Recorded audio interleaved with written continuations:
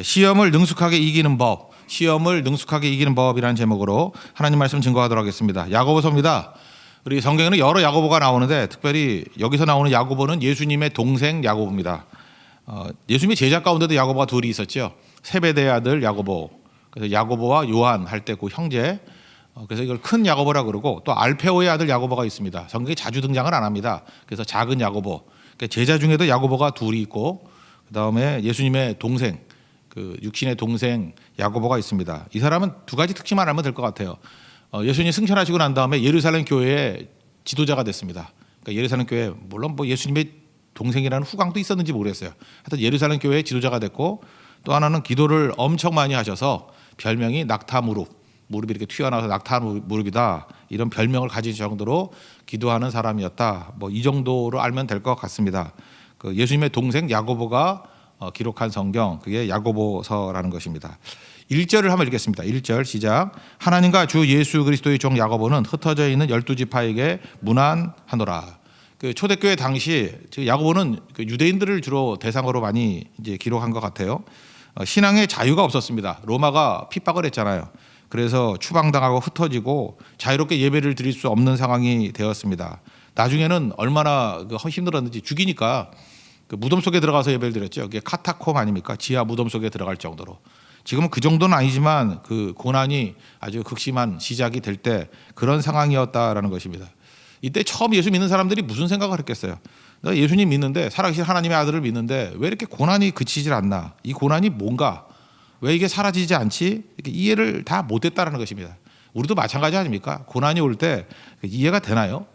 근데 우리는 그 마지막을 믿어야 돼요. 하나님께서 합력하여 선을 이루신다는 거, 좋은 거 주신다는 거, 그거를 깨달아야 되는 거죠. 믿음이 뭐라 그랬습니까? 다 알고 가는 게 아니고 믿고 가는 거라고. 그죠? 믿고 가는 거라고. 우리가 한번 지금 지났으니까 이제 평가를 할 수 있는 거 아닙니까? 초대교회 때 이렇게 막 고난 때문에 막 흩어졌습니다. 흩어져서 좋았던 게 뭐죠? 우리 지나놓고 보니까 믿음이 굉장히 순수해졌어요. 순수한 믿음을 갖게 되었고, 또 하나는 그 예루살렘 교회에 머물러 가지고 그 성령이 임하시면 예루살렘과 온 유대와 사마리아 땅끝까지 이르러 증인되라 그랬는데, 사람이 뭐 그게 기억이 나서 스스로 가나요? 근데 고난 때문에 흩어져 가지고 오히려 복음의 큰 확산, 부흥이 일어나게 되었죠. 그래서 지나놓고 보니까 야, 이게 하나님이 일하시는 섭리였구나, 이런 걸 깨닫게 된다는 것입니다. 그럼 다시 우리에게 돌아와 봐요. 우리도 마찬가지죠. 내가 원해서 갈 것 같습니까? 그러니까 그냥 무조건 믿는 거예요. 하나님께서 이 고난조차도 이게 내게 유익을 주시는구나. 지금은 다 이해하지 못하더라도 지나놓고 보면은 자, 하나님께서 탁월하게 나를 이끄셨구나, 이렇게 생각할 수 있다라는 것입니다. 그래서 흩어진, 이게 디아스포라라 그러잖아요. 고난이 극심했는데 이것 때문에 오히려 순수함을 가지고 더 큰 부흥이 있었다는 거예요. 사람이 그렇지 않습니까? 부흥이 있으면 이렇게 타락하게 되잖아요. 뭐가 힘이 생기면. 근데 순수함을 유지하면서 흩어질 수 있었던 길, 이게 고난밖에 없었다라는 거예요. 우리에게도 하나님께서 그런 선한 길로 이끌어 주실 것입니다. 사람이 그렇잖아요. 모이면 힘이 생깁니다. 힘이 생기면은 알게 모르게 계급이 생기죠. 안 그렇습니까? 교회도 평탄하게만 해봐요. 그러면 계급이 아니다, 원래 섬기는 건데 마치 뭐 권사가 집사보다 높은 것 같이 보이고, 뭐 안수 집사가 일반 집사님, 뭐 또 안수 집사가 장로가 더 높아 보이고, 이게 굳어져 가지고 계급화되는 그런 것들이 있잖아요. 근데 시험, 환란, 모든 괴로움 다 한번 와 보세요. 그러면 그게 계급이 아니죠. 오히려 여기 대표자 누구야? 나와. 그러면 그게 고난이죠. 그럼 그것이 대가를 치르고 오히려 순수해지고, 또 여러 사람들이 계급이 아니라 이거는 희생의 자리고 섬기는 자리구나, 이걸 깨닫게 되는 거잖아요. 모르는 거죠. 하나님께서는 우리를 가장 선한 길로 이끌어 주신다라는 것입니다. 지금도 여러분 기도하는 가운데 어떤 분은 서울에서 근무하기를 원합니다, 이렇게 오랫동안 기도한 분이 있어요. 근데 이상하게 하나님께서 지방으로 근무하게 만들어서 참 힘들게 예배 드렸거든요. 그때 거기서 얻은 것들이 되게 많아요. 거기서 가정에 주신 축복, 또 직장에 주신 축복, 관계를 통해서 또 전도하게 된 축복, 다 이루고 나니까 다시 또 서울로 발령 나잖아요. 당시에는 이해를 못 하겠죠. 믿음 있는데 왜 나를 갖다 이렇게 엉뚱한데 발령하십니까? 그 과정이 있었기 때문에 지금 더 풍성해지게 됐다는 것입니다. 성경은 우리가 이 땅이 정착지가 아니라 그러잖아요. 나그네라고. 목표를 향해서 나가는 게 복이지 좋은 장소 찾아다니는 게 아니라는 거. 만약에 좋은 장소 찾아다닌다 그러면 롯과 같은 함정에 빠집니다. 소돔과 고모라가 좋은 줄 알고 망할 자리 가요. 하나님께서 내게 기근이 있더라도, 또 갈등이 있더라도 가나안에 머무르는 것, 그게 내게 복이라는 거. 하나님께서 여러분 지금 현재 상황을 복으로 주심을 믿습니까? 감사히 나가는 믿음의 종 되기를 바랍니다. 그래서 2절부터 4절까지가 이제 본격적으로 시험의 유익이 뭔가, 고난의 유익이 뭔지를 설명해 주고 있습니다. 그 시험도 다양하다는 거예요. 그 여러 가지라는 말과 대비되는 게 온전이거든요. 온전히는 오래올 모든 것을 다 기쁘게 여기라. 그러니까 여러 가지 시험이 오면 온전히 기쁘게 여기라. 1장 2절 한번 읽겠습니다. 시작. 내 형제들아 너희가 여러 가지 시험을 당하거든 온전히 기쁘게 여기라. 시험이 다양하다는 것입니다. 우리 인생 살다 보면 시험이 있고 시험 위에 또 시험이 있고, 그래서 항상 우리를 긴장하게 만들죠. 긴장하게 만드는데 이게 나쁜 게 아니라는 거예요. 그러니까 여러분들 시험이 오면 오늘 369장 2절 찬송했잖아요. 시험 걱정 모든 괴로움 없는 사람 누군가. 다 있거든요. 가까이 가보세요. 뭐 시험 없는 사람, 걱정 없는 사람, 모든 괴로움 없는 사람이 어디 있겠어요. 그죠? 부질없이 낙심하고 나가 떨어지지 말고 주님께 다 맡기자고. 여러 가지라는 건 뭐예요? 시험의 다양성. 그래서 이거 잊지 말아야 됩니다. 어떤 사람을 보고 내가 경험했던 거 가지고, 경험이라는 게 한계가 있어요. 하나님께서 경험을 통해서 나에게 케이스 바이 케이스거든요. 그런 방식으로 이끌었듯이 다른 사람도 이끄는 거 아닙니다. 그러니까 여러 가지 시험이라 그러죠. 시험이 다양해요. 그래서 하나님은 저런 방식으로 이끌어 가시는구나 하고, 다른 사람이 시험 당하고 고난 당하는 것에 대해서 자기 경험 가지고 이렇게 예단하는 건 하지 말아야 된다는 것입니다. 다르게 인도하셔요. 그리고 무조건 기쁘게 여기라. 왜? 우리는 끝을 알고 전체를 알잖아요. 끝이 좋을 거예요. 전체적으로 볼 때 이게 내 삶에 유익이 된다는 것입니다. 그럼 한번 생각해 봐요. 왜 많은 사람들이 고난을 그렇게 힘들어 할까요? 한번 생각해 봐요. 고난이 힘든 이유, 이것만 알면 왜 이 고난이 유익이 되는지를 알 수 있어요. 고난은요, 내 것을 포기하는 거예요. 그게 고난 아니에요? 내 거 포기하는 거. 또 내가 사라지는 거 아니에요. 또 내가 인정받지 못하는 거, 그런 거 아닙니까? 높은 자리에 있다가 막 떨어지면 내가 인정받지 못하는 거 아니에요? 다 공통점이 뭐예요? 다 내가예요. 내가 깨지는 게 고난이라고. 그래서 고난을 싫어해요. 그럼 우리가 맨날 얘기하죠. NIBC, not I but Christ. 우리 스스로가 나를 부정하고 예수님밖에 없습니다. 그래야 되는 건데, 고난이 오면은 알아서 그렇게 만들어 주잖아요. not I를 만들어 주잖아. 고난이 그런 거 아니에요. 그래서 내가 not I가 되기를 원합니다라고 얘기하면서도 또 고난을 싫어해요. 그러니까 그만큼 우리는 이 자아가 깨지는 건, 내가 사라지는 거에 대해서 두려워하는 거 아니겠습니까? 근데 성경에 하나님의 원칙, 법칙이 뭐예요? 내가 깨지면 오히려 강해진대요. 내가 깨지면 오히려 잘 된대요. 예수님의 그 밀알 비유도 똑같잖아요. 요한복음 12장 24절 보니까 한 알의 밀이 땅에 떨어져, 우리 내가 밀이에요. 밀. 하나의 땅에 떨어져 죽지 아니하면, 내가 깨지지 아니하면 한 알 그대로 있고, 내가 한 알 그대로 있는 이유가 뭐예요? 이게 나다이가 안 되니까, 오은이 아이가 되니까 한 알 그대로 있고. 그런데 내가 원하든 원하지 않든 죽었어요. 박살이 나서 깨지면, 죽으면 많은 열매를 맺느니라. 그래서 고난 이후에 열매가 많다는 이유가 뭐예요? 내가 깨지니까, 나다이가 되니까. 한 알 그대로 있는 게 아니라 내가 깨져버리니까, 죽으니까 많은 열매를 맺느니라. 그렇다 그러면 이것만, 이 한 구절만 제대로 내 가슴에 와닿는다 할지라도 해석이 되죠. 고난이 해석되면 끝난다 그러잖아요. 야, 이거 고난이 많은 열매 맺게 만들기 위한 하나님의 인도하심이구나. 내가 이렇게 열매가 없었지? 왜 내 사역에 열매가 없었지? 내 삶에 열매가 없었지? 내가 깨지지 않아서 그렇구나. 한 알 그대로 있기 때문에 그렇구나. 그래서 주님께서 고난이라는 도움을 통해서 나를 깨게 만드시고 많은 열매를 거두게 만드시는구나. 해석이 되고 이해가 되잖아요. 그러니까 이런 사람들은 기뻐하겠죠.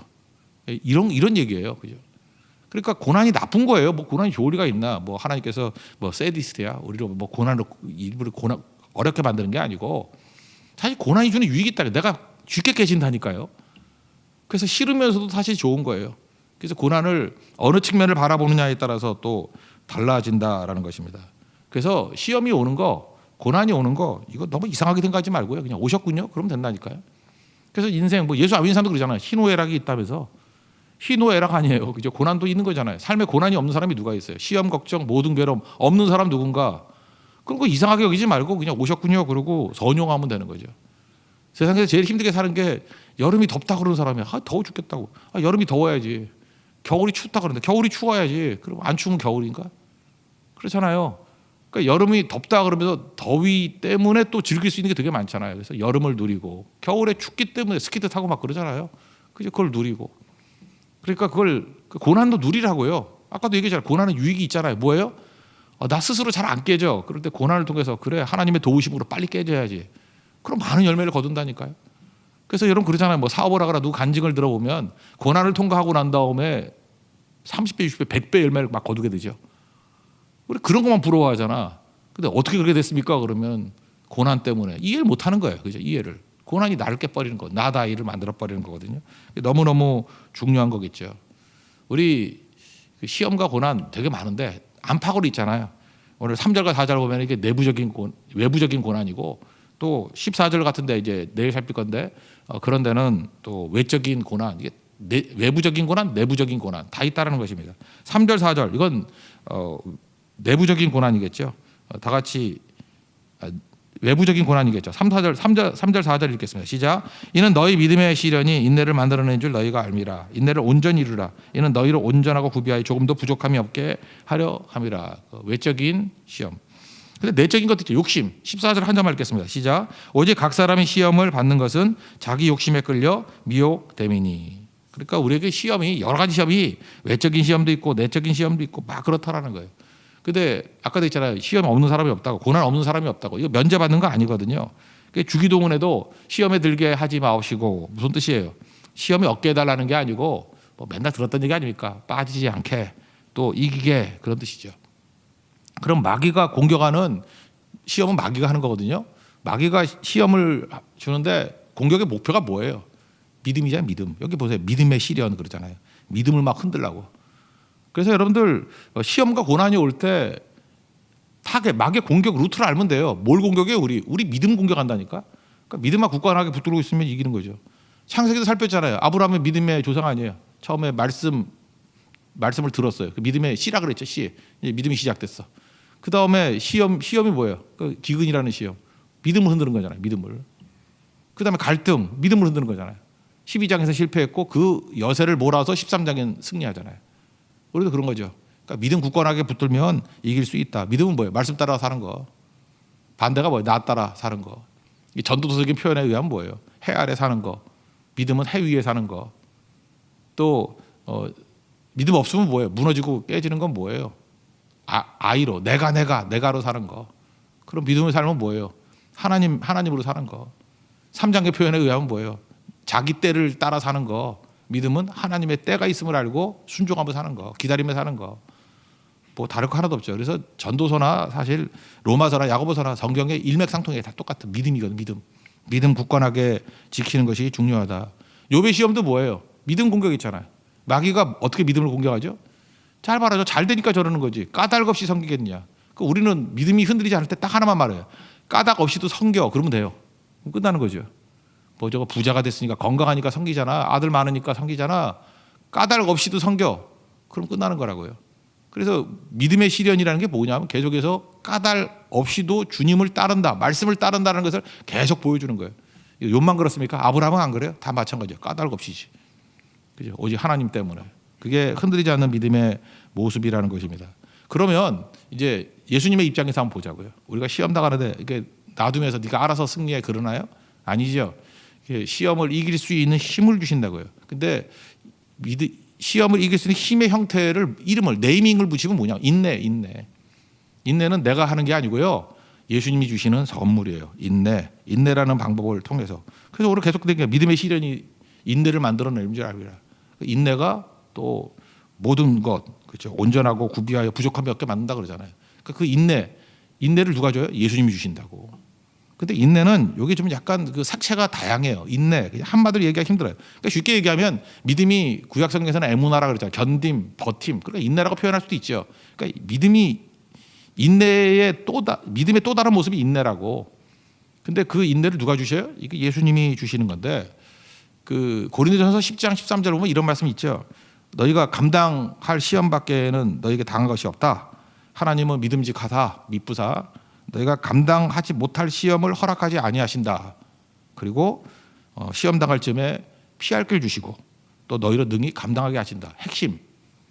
그 피할 길을 주든지 감당할 능력을 주든지 그게 인내거든요. 근데 이거를 내가 옵션으로 고를 수 있어요? 하나님 피할 길 주세요. 아니면 감당할 힘 주세요. 이거 내가 고를 수 있어요? 아니에요. 이게 바로 인내의 여러 가지라는 거예요. 예수님이 우리에게 그 주권적으로 주시는 거예요. 나는 잘 몰라요. 여러분 그래서 그런 거 못 느껴보셨어요? 어떤 때는 이렇게 시험이 와, 시험과 고난이 와 오는데 기도를 많이 했더니 하나님께서 피할 길을 주셔. 그런 경험 있는 사람들은 맨날 그래요. 기도하면 피할 길 주신다고. 근데 그거 아니에요. 어떤 때는요 똑같은 상황인 것 같은데 예수님께서 주권적으로 나에게 감당할 능력을 주셔요. 그럴 때는 피할 길이 하나도 안 보이고 그냥 부딪히게 만들어. 근데 이겨내더라고. 그러니까 이건 내가 고르는 거 아니에요. 이건 주권적으로 예수님이 내게 주시는 거라고. 그래서 우리가 할 일은 뭐예요? 그냥 주님 믿고 의지하고 나아가는 거라고. 그래서 신실하게 나가면은 주님께서 그 상황에서 제일 좋은 걸 주신다니까요. 피할 길이 좋을 때는 피할 길 주시고, 감당할 능력을 주셔서 돌파하기 위해서는 감당할 능력을 주시고. 그러므로 이렇게 한번 믿음으로 승리했던 사람들이 다른 사람들을 도와줄 때 참 조심해야 될 게 뭐냐 하면, 내 경험이 너무 커져 있을 때 문제예요. 그래서 간증이 많은 사람, 뭐 저 사람은 믿음의 체험이 많은 사람, 근데 실제로 우리 삶에 별 도움이 안 돼. 그건 하나님께서 그 사람에게 주신 인내의 모습이었어요.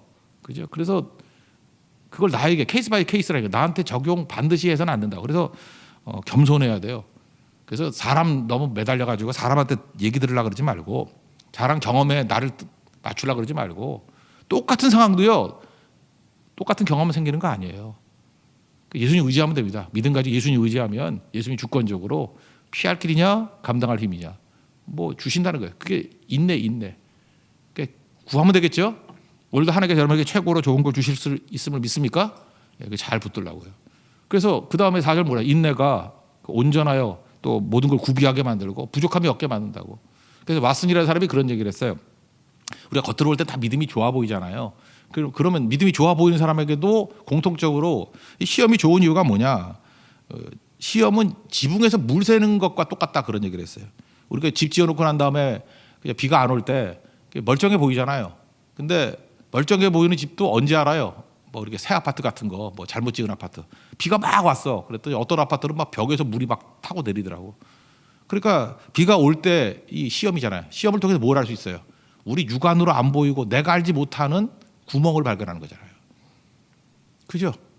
우리가 시험 당하기 이전에는요 다 내가 믿음이 좋은 줄 알아. 내가 되게 좋고 또 내가 얼마나 이중적인 성격인지, 내 약점이 뭔지 연약함이 뭔지 잘 몰라. 근데 시험 당해 보니까 알겠어요. 야, 이거구나. 깨닫게 되는 거예요. 그래서 시험은 유익하죠. 그래서 나쁠 게 없다는 거예요. 시험 당함을 통해서 내가 어떤 모습인지 알게 되죠. 데오드르 에비라는 분은 그런 얘기했어요. 창세기 22장에 보면은 아브라함이 뭐 100세 낳은 아들 이삭 바치는 얘기 나오잖아요.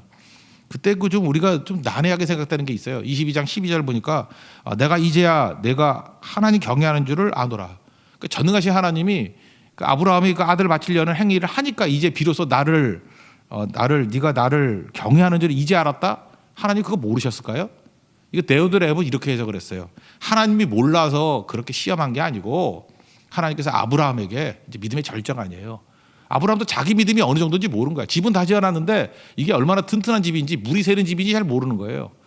그래서 집 다 지어놓고 난 다음에 엄청난 소나기를 줘가지고 아브라함 스스로에게 네 믿음이 어느 정도인지를 알게 하는 거예요. 비가 안 새네 깨달은 거죠. 내가 여호와를 경외하는구나. 이 상황 속에서도 집 완공 필 그런 거예요. 이해가 되시죠? 그러니까 뭐 하나님 앞에서 모든 시험 유익이 있는 거죠. 시험에 유익이 있으면 있습니까? 항상 시험 통해서 온전하고 구비하여 조금 더 부족함이 없게 만드신 하나님을 찬미하고, 또 우리 절대 넘어지지 않아요. 인내라는 축복과 은혜를 주신다니까요. 그래서 피할 길을 주시든지 감당할 능력을 주시든지, 그래서 여러 가지 시험이 올 때 온전하게 기뻐할 수 있다라는 것입니다.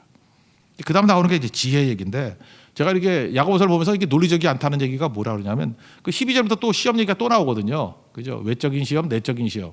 이거 붙여서 말하면 좋을 것 같은데 이게 막 섞여 있는 것 같아.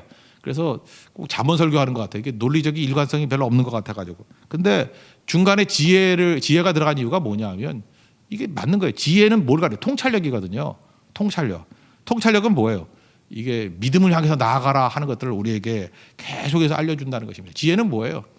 잠언 같은 데는 지혜가 예수님 아니에요. 예수님은 끝을 보게 만든다. 예수님은 전체를 보게 만든다. 또 전도서에도 마찬가지. 지혜가 뭐예요? 허무함을 깨트리고 해 위의 삶, 전체를 보게 만드는 힘, 끝을 보게 만드는 힘이 있다. 그래서 뭐 전도서 11장 12장 보면은 여호와 경외하는 거, 하나님 창조주를 기억하고 경외하는 게 인간의 본분이다 그러잖아요. 똑같은 얘기죠. 그게 뭐예요? 지혜라는 거예요. 지혜. 그래서 중간에 지혜가 들어갔다는 것입니다. 여러분 다른 거 다 갖더라도 지혜가 없으면은 참 불쌍한 사람들이 있잖아요. 성경에도 보면은 어리석은 부자, 돈 많았잖아요. 근데 그 사람이 돈만 없었더라면 하나님 섬길 수 있었겠죠. 너무 돈 많이 벌다가 창고 짓고 걱정하다가 오늘 밤 내가 내 영혼을 데려가겠다. 네 것이 되겠느냐. 그 사람은 돈이 없었으면 오히려 나았을 뻔했죠.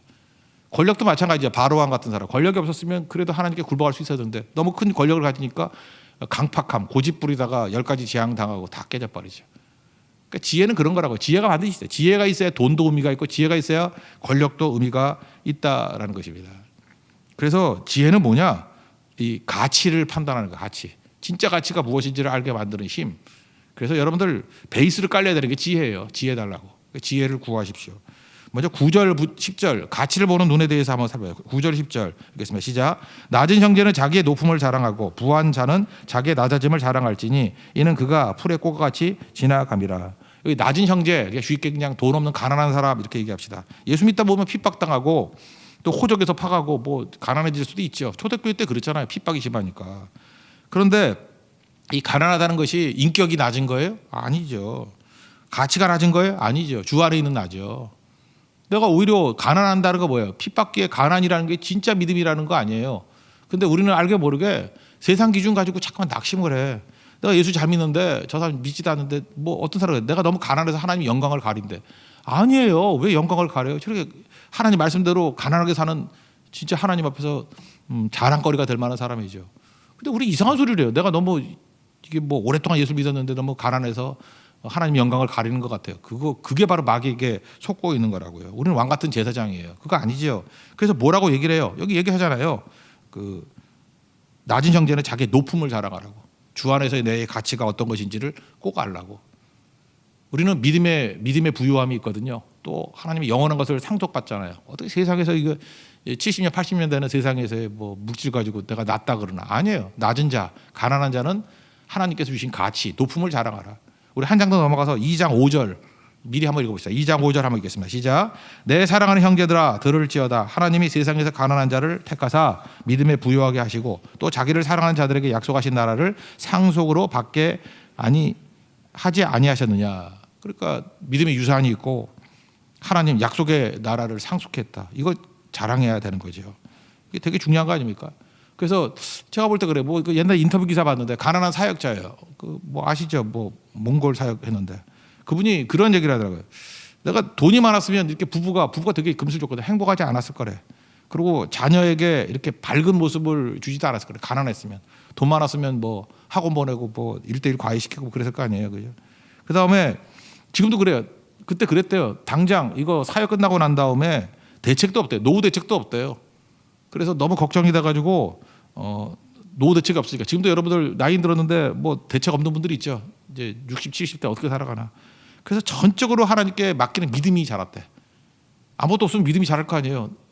지금도 그렇잖아요. 그 무슨 연금 나오는 거 있으면 은근히 든든하죠. 연금이 든든해. 보험회사가 든든해. 근데 아무것도 없으면 오히려 하나님만 믿는 믿음이 생기잖아요. 그 가봐야 알아요. 누가 더 든든할지. 하나님 믿는 게 든든할지 그 연금이 든든할지. 연금 있는 그 회사가 망하면 어떡할 거야? 그 모를 일이에요. 그죠? 그래서 이렇게 잘했대요. 누구지 하면 악동 뮤지션 그 부모예요. 부모. 몽골 선교사였다며. 그죠? 그래서 부부가 금술이 좋고 자녀들 밝게 키웠고 그리고 교육의 핵심이 뭐냐 그랬더니 딴짓 할 수 있는 기회를 줬대. 뭐 기회를 준 게 아니라 저절로 기회가 생긴 거지. 그죠? 아무것도 없으니까. 전 그런 생각이 돼요. 악동 뮤지션 그 두의 남자애는 이름 모르니까 여자는 이수연인 것 같은데 남자 이름이 뭐죠?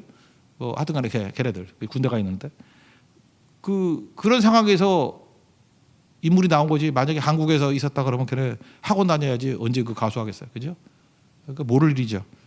그러니까 가난할 때 드릴 수 있는 감사기도가 있죠. 그 안에 뭐가 믿음이 있으니까.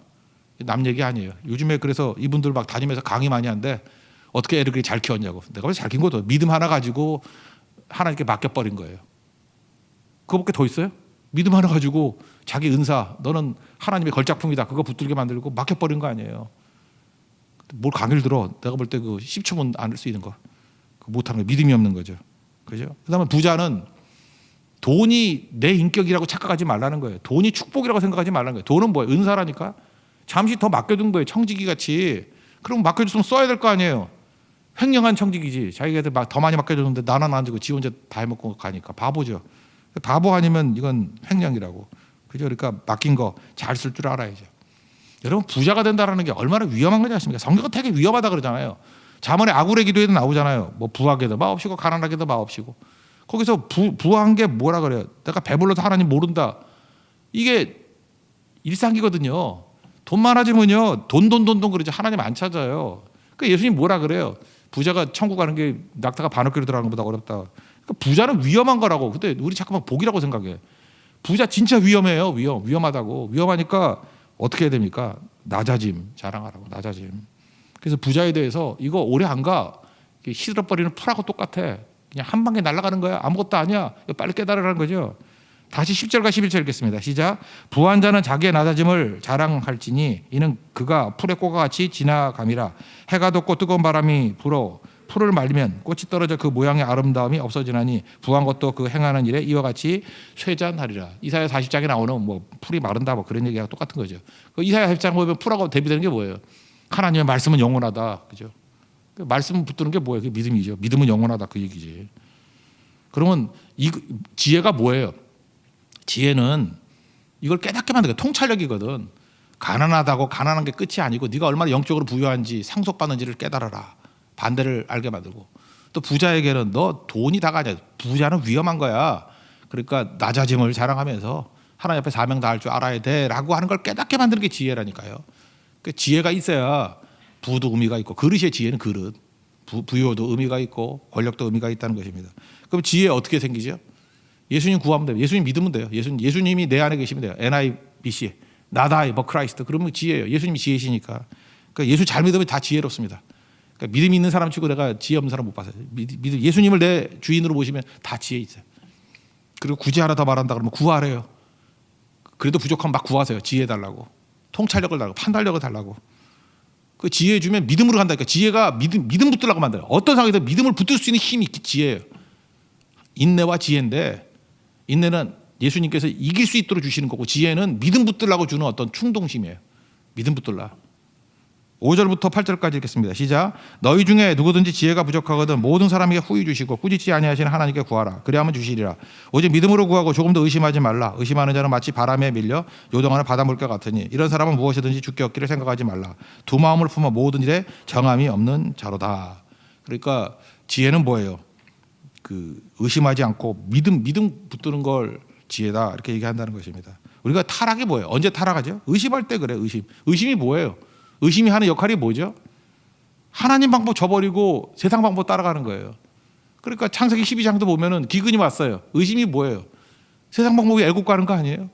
믿음은 뭐예요? 하나님 방법 따르는 거. 13장에서는 하나님 방법 따르잖아. 승리하잖아요. 갈등이 올 때. 여러분들 참된 지혜는 믿음으로 가게 만드는 힘이라는 것입니다. 그러니까 뭐 다 합쳐서 핵심이 뭐예요? 시험 두려워할 거 하나도 없다는 거예요. 주님이 인내, 다양한 칼라의 인내를 통해서 내가 정하는 거 아니에요? 이기게 만드십니다. 어떤 땐 피할 길, 어떤 땐 감당할 능력. 그리고 지혜 붙들어가요. 지혜는 예수님인데 그거는 믿음을 향해서 나가게 만드는 거고 혹시 부족하다 싶으면 막 구하십시오. 그러면 믿음으로 승리하는 하나님의 거룩한 종이 될 것입니다. 자리에서 일어나겠습니다. 우리 말씀 놓고 기도하는 마음으로 찬양합시다. 나의 한숨 바꾸셨네 찬양하겠습니다. 나의 한숨을